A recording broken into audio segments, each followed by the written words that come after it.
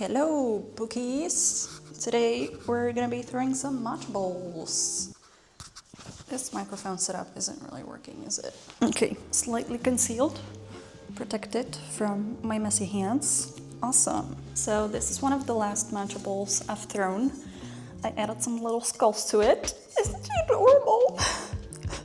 Such a proud mother. This one is bisque fired. It's not yet glazed. It's gonna be a lot darker once it's glaze fired. But yeah, this is roughly the shape and size we're gonna be going for. I'm gonna try to show you two ways to throw a matcha ball. First one being with a foot ring at the bottom so that it kind of looks like it's floating ever so slightly, as Florian Gatsby would say. Just to be clear, I'm not making fun of him. I just fucking love that phrase every time he says it.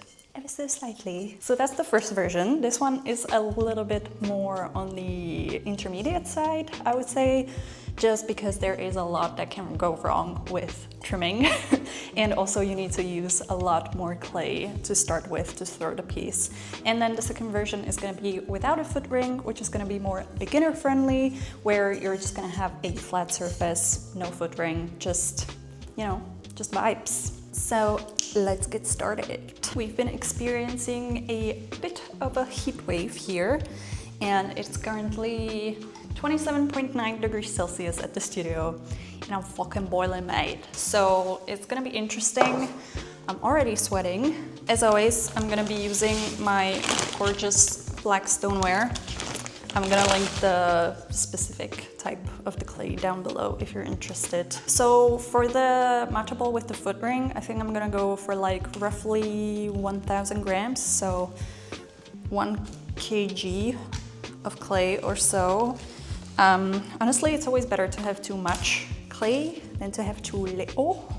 1137, we're gonna go with that. I wanna have as much space on the bottom to trim the foot ring, because that is honestly the most difficult part for me, trimming the foot ring, because I always mess something up. So I'm gonna just have way too much clay at the bottom, just to be sure. And then for the bowl without the foot ring, I think I'm gonna do about 850, something like that. If it's a little bit more, again, not really gonna matter too much. 800, okay, a little bit more. I don't know why I keep doing a British accent. I just woke up and felt British, I guess, today. 889, it's good enough for me. Also, normally I would be using a bat for this, but for some reason, all of the bats at my co-working studios are occupied, or I just couldn't find them anywhere. So I have no idea where they are. So we're just gonna YOLO it, and we're gonna do it without a bat. I have thrown a matcha ball at home without a bat as well, but at home at least I was able to use a hairdryer. Here I don't have a hairdryer, and we don't have heat guns, and we're not even allowed to use them for some reason. I don't really understand why, but you know, whatever. So what we're gonna do is we're just gonna throw it without a bat, and then we're gonna wait for 200 years before it firms up a little bit so that we can take it off the wheel. Having a thicker base in this case is gonna be helpful as well, because it's gonna make it a little bit easier to pick the piece up without the rim distorting. But if you do have bats available, then go ahead and use them. So I'm taking my time with wedging the clay. I am so hot, oh my God. Usually the more clay I work with, the more time I like to spend wedging it beforehand, before I throw it on the wheel, because it just is a lot easier to center and a lot easier to manipulate. So this is our first little lump sum. I'm out of breath. This is insane. And I'm just gonna wedge the other one in the same way. Also, the matcha bowls that I make tend to be a little bit on the wider side. Let me think of why that is. I think I just looked up dimensions of a regular matcha bowl once, and ever since then I've been like, that is the size that a matcha bowl is supposed to be, but it is not. If you want to make a smaller matcha bowl, by any means, go ahead and make a smaller matcha bowl. If you're a matcha latte girly, for example, that doesn't really need as much matcha every time you make it, then smaller bowl might be sufficient, and that's also going to be a lot easier to throw.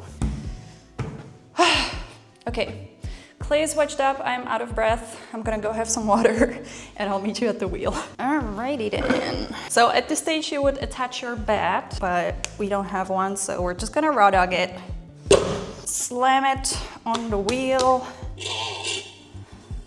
Attach the bottom somewhat. You can slap it. What is this? There's some white stuff. Ew. You can slap it a bit more in the center if you struggle with centering bigger pieces. So we're just gonna do that for demonstrative purposes. And yeah, we are ready. So I'm gonna add quite more water, a bit more water to begin with. And just gonna press down and towards, what is it? One o'clock with my left hand, down and in that direction, just to try to get it to be a bit more of a uniform lump. There's a lot of wiggles happening in the clay, so I'm gonna cone it up and down now.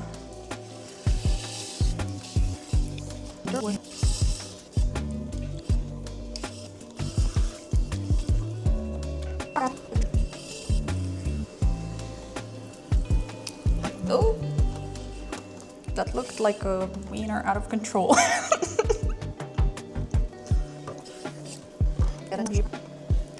Alright, and now I'm just gonna push forward and down to cone downwards. It's so dry, I don't know if it's because it's so hot or what is going on.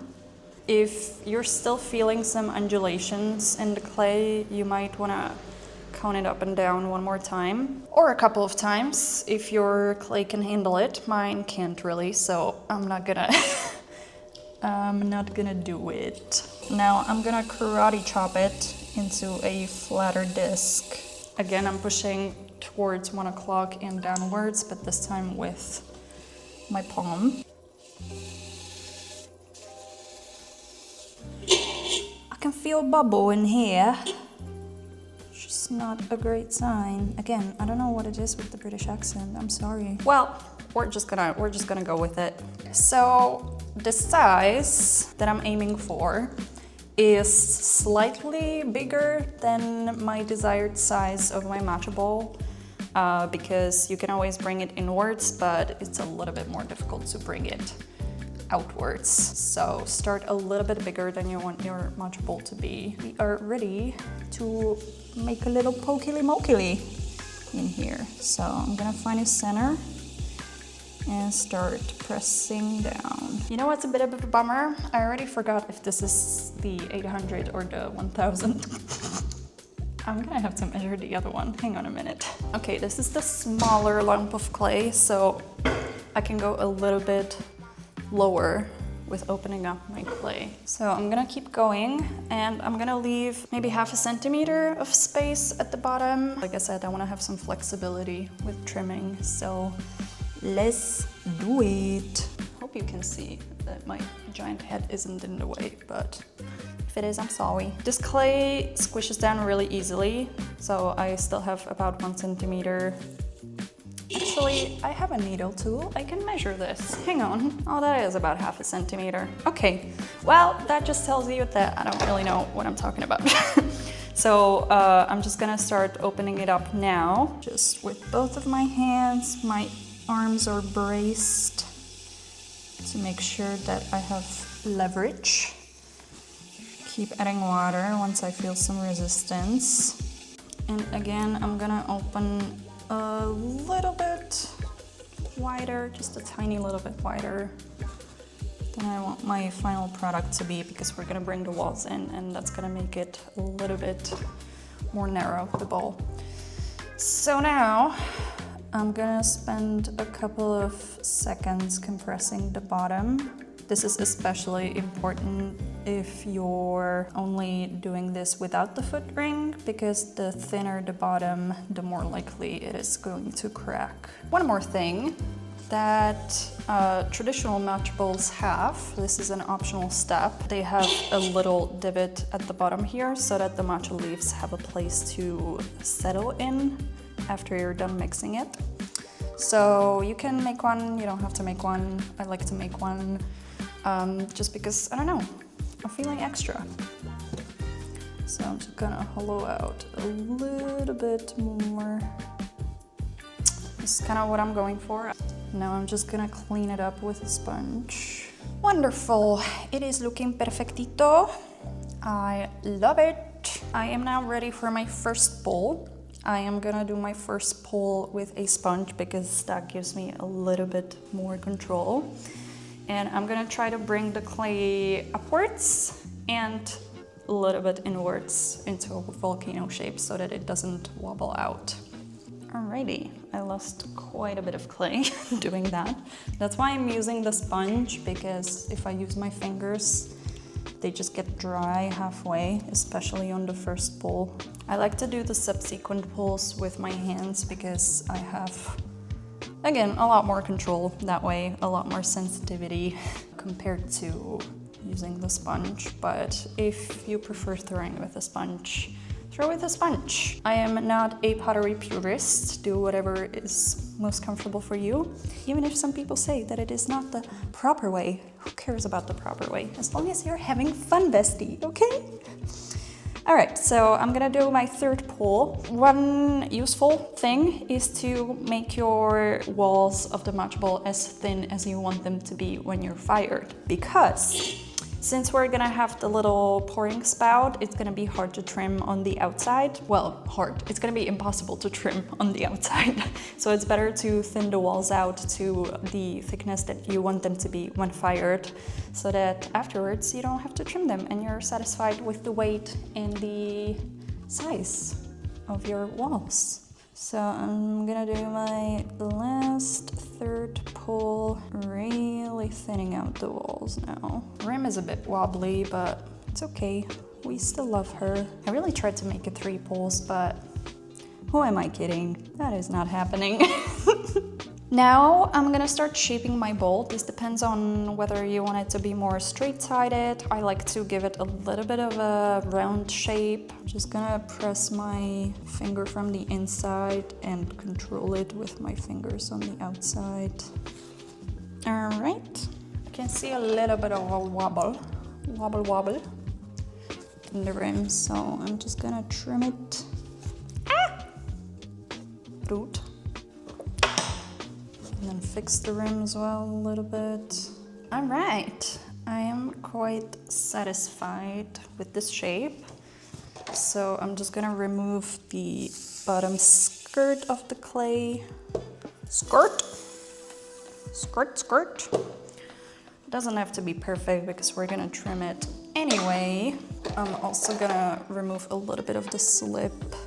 The bowl might look huge right now, but I promise you, once it's fired, it's gonna be tiny. All right, and one last thing before we take it off the wheel is creating the little spout. So I'm gonna, with my little thingies, I'm gonna hold 2 of them over here, and then I'm gonna try to put my finger parallel to the bowl so that it's kind of at a 90-degree angle. I don't know if you can see any of that. That's a better angle, I think. So, thingies, and then try to do it at a 90-degree angle, and we're just gonna bloop, bloop, bloop. And there we go. Isn't she gorgeous? As you can see, the round shape got a little bit distorted, but it's fine. We can fix that afterwards. Like I said, since I don't have a bat, obviously, I'm gonna let it dry out for a little bit. Then I'm gonna wire underneath it, and then we're gonna take it off. If you do have a bat, wire it off now and take your bat off, and you're done. Cool. 1 minute, 37 seconds later. I know I said I'd wait for it to firm up, but unfortunately I am who I am, and I am hella impatient, so I'm gonna try to take it off now anyway. So I'm just gonna run my wire underneath.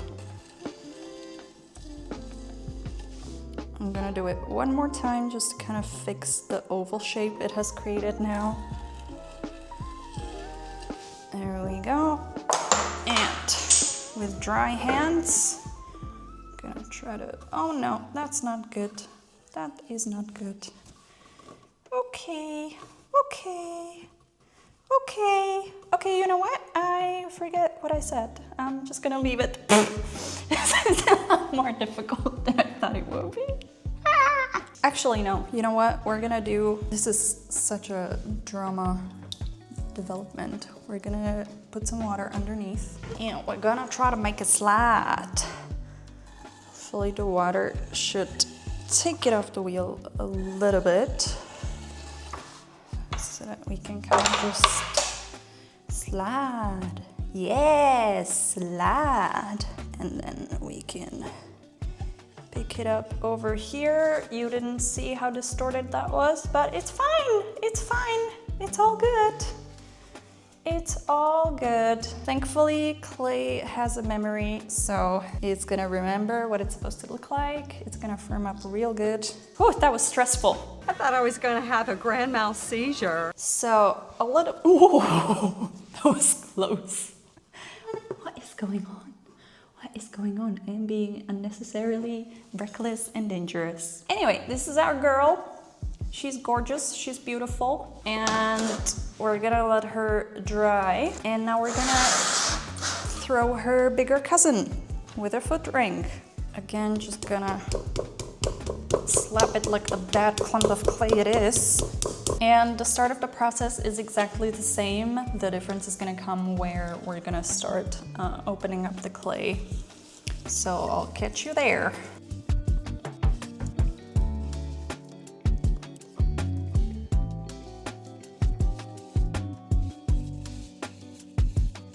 So currently we've got this much. So that's our disc of clay, and I am only going to go down a tiny little bit because I want to leave about this much for my foot ring. I'm gonna press down just a teeny tiny little bit. So really only pressing down slightly, and now I'm gonna open up.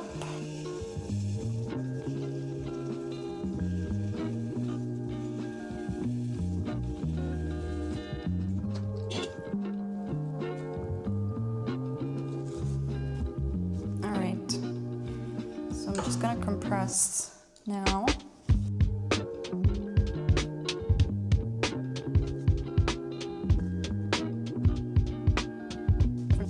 I have again created a little well in the middle. Well, well, well. All right, so let's start pulling up and finish it just like we finished the previous matcha ball, basically.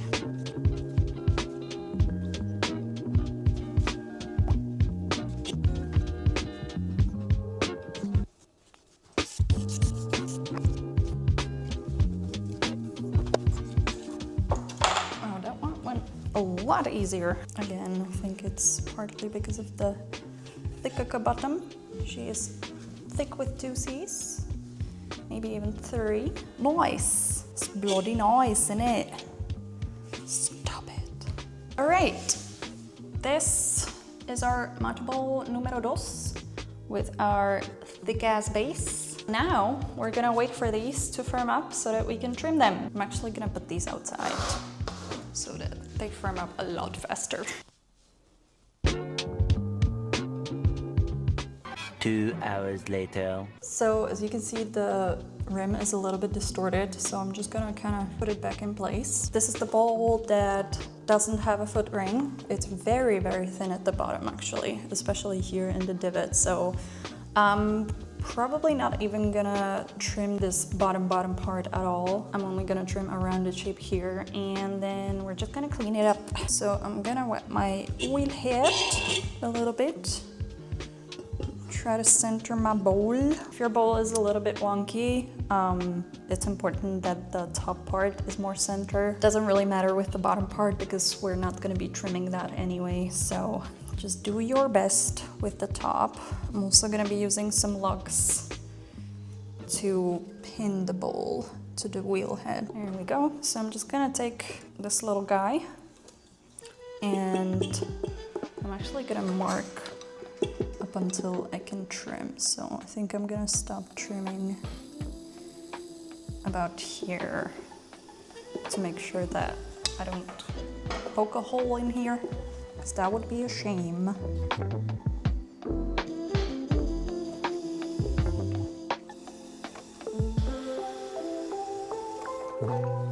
And I'm just gonna keep making sure that I still have clay to trim. There's a little bit of chattering happening, so I'm gonna take my blunter loop tool and hopefully that's just gonna clean it up a little bit. Looking better already. And then since I created this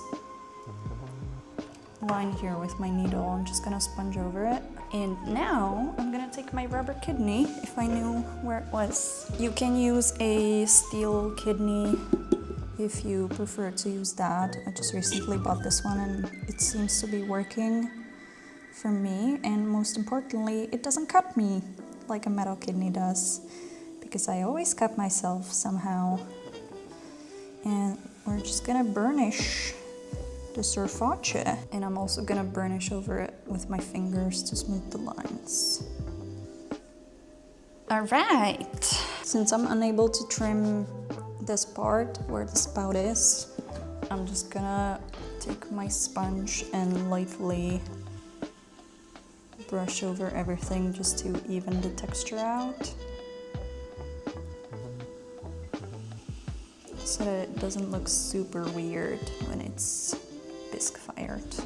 Also gonna sponge the edges here a little bit to clean them up, and the spout as well. So that's our first matcha bowl done without a foot ring, and now we're ready to trim the other one. Guess who forgot to press record? I hate myself sometimes. I really do. I really, really do. So due to my failure, I went to the Pottery studio another day through another matcha bowl just so I could show you how to trim the one with the foot ring, because it's, let's be honest, it's quite a crucial part of the video. So after tap centering it and attaching some lugs to the bottom, I just took my needle tool and marked out the foot ring, or roughly where I would like the foot ring to be. Pro tip, I always mark the foot ring and make it bigger than I actually want it to be, just in case I mess up. I also mark a little groove on the outside of the bowl, just at the point where the foot ring basically ends, just so I don't trim into the bowl and create a hole in it. And then I just take my big loop tool and I start trimming away the outer portion of the bowl at a roughly 45-degree angle, basically just to get most of the weight off. I then switch to my smaller trimming tool. This one has a little bit of a triangle shape on one end, and I just dig in with the triangle, not into the groove that I had marked previously, but next to it on the outside. Again, just to make sure that I don't mess it up unnecessarily, and it's always better to have a foot ring that's too big than to have one that is too small. And then I turn it over and use the round loop tool to kind of clean it up and carve away the excess clay. You can also see me tapping the bowl to check the thickness throughout. So at this stage, I'm just basically checking how much clay I have left and carving away downwards around the foot ring to get the excess clay off. Once I'm satisfied with that, I move into carving the inner part of the foot ring, which again, I start with my triangular tool and trim on the inside of the line that I had marked, and then switch to the rounded tool and just carve out the excess in the middle.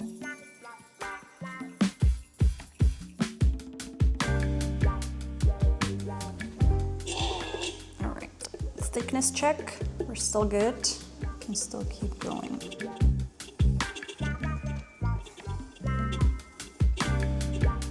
Okay, it's getting thin now, so I'm just gonna start cleaning it up here without removing too much clay.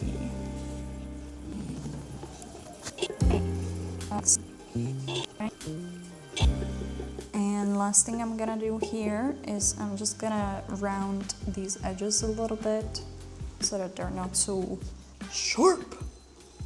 Okay, she's looking good. She's looking mighty fine. Where's my little stamp? I lost my little stamp. There it is. Can I put it on here? I'm gonna put it on the foot ring because that's gonna be unglazed. There we go. Actually, one more thing. Again, burnish in all the places that I can get to. There's not very many here, but I'll do the best I can. Now I'm just gonna smooth it over with my esponja. Esponja? Is the proper name? Esponja? I think so. Burnish over the lines with my fingy. Pick that baby up. That rim is messed up as hell. Well, it's just gonna be one of those more organic ones. Let's just say that. Again, gonna sponge over the outside where we didn't get to trim. Clean up this spouty boy. Gonna try to bend it back into shape a little bit now that the rim is wet. Yeah, perfect. Perfect, perfect, perfect. And there she is. She is bloody lovely. I used to struggle a lot more with trimming, but then I bought new trimming tools a couple weeks back, and now it's like, wow, so much easier. So if you're really struggling with trimming, maybe it's not you, it's your trimming tools, and maybe just try buying new ones or sharpening them if that's what floats your boat. So this is our beginner-friendly matcha bowl. No foot ring, but she's still cute. She is lovely jubbly. Again with the British accent, just stop, stop. And then we've got the other one with a foot ring. This looks more like a proper matcha bowl that you would get at a store because those tend to come with foot rings. And if you look at it from an upwards angle, it looks like, say it with me, it is floating ever so slightly. If you wanted to decorate your matcha bowl, it would be at this stage that I would recommend doing that while they're still leather hard. By decorate, I mean adding some silly goofy guys like skulls. Just a comparison, this is what it would look like bisque fired, and I'm also gonna show you some footage of glaze fired matcha bowls that I already have at home for what they're gonna look like. They don't shrink as much at the first stage, but they shrink a lot at the second stage. That's when they're gonna lose most of their volume. With that being said, thank you for spending this day making a matcha bowl with me, bestie. I hope you found it useful. Let me know if you did down in the comments. Let me know if there's something else you would like me to make. In the meantime, have a wonderful day, and I'll see you in my other video. Bye!